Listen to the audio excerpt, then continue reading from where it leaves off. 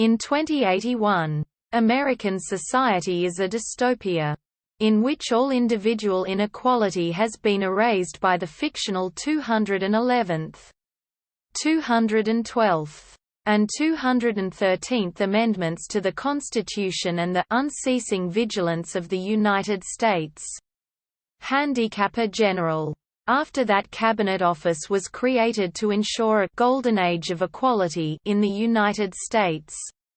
Exceptionalness in the world is destroyed in the name of equality, achieved through the use of handicaps.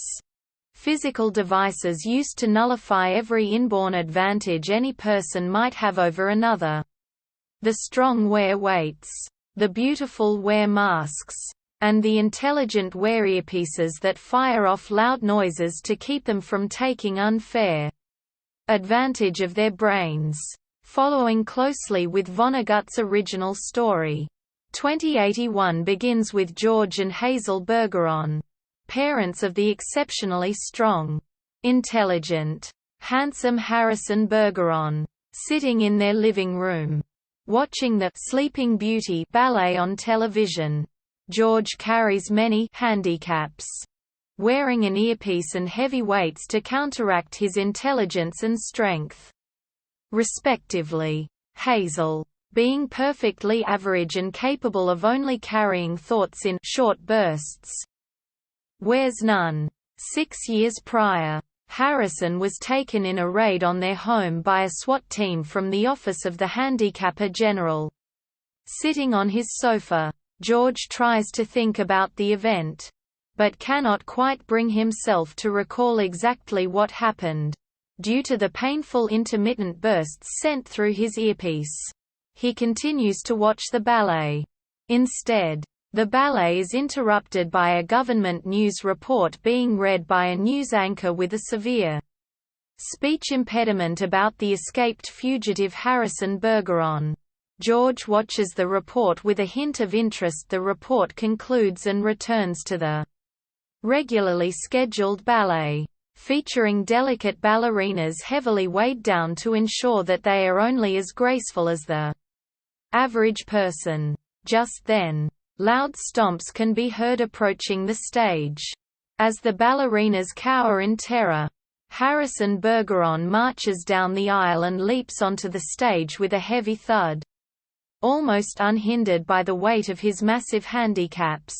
In a deviation from Vonnegut's story, he begins his address to the audience in the theater and those watching at home by claiming to have a bomb under the stage, the detonator to which he holds in his hand.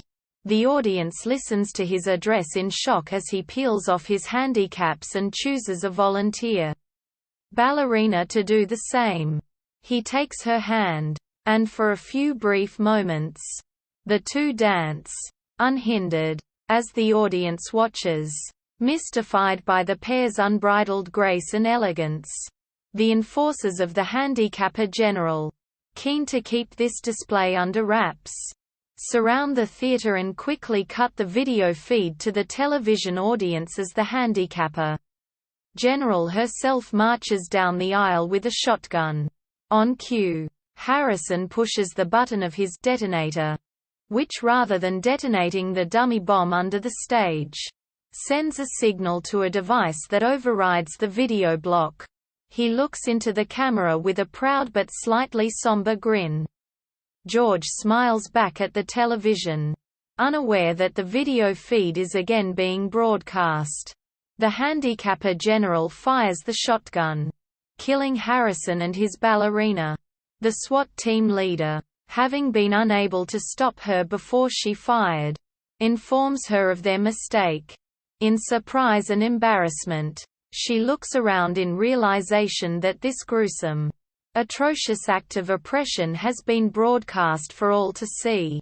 George stares heartbrokenly into the television as the signal is again blocked, until his train of thought is again broken by the screeching of his headset.